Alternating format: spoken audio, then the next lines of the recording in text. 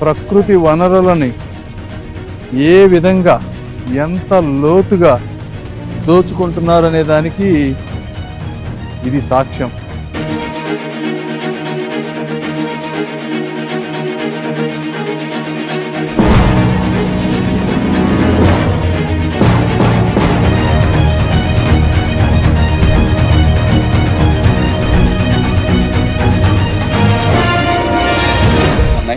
పంట పొలాలు దుమ్ము పెట్టుకొని ఉన్నాయి. వాళ్ళకేంటంటే దోపిడీయే ధ్యేయం తప్పితే ప్రజలు, గ్రామాలు వాళ్ళ యొక్క అవసరాలు సంబంధం లేకుండా ఏ విధంగా ఈనాటి ఎంపీ అభ్యర్థి అయిన కిలారి వెంకట రోజయ్య ఈ ప్రాంతాన్ని అడ్డగోలుగా నిలువు దోపిడీ చేశారో మనం కళ్ళతో కట్టినట్టు చూసాం.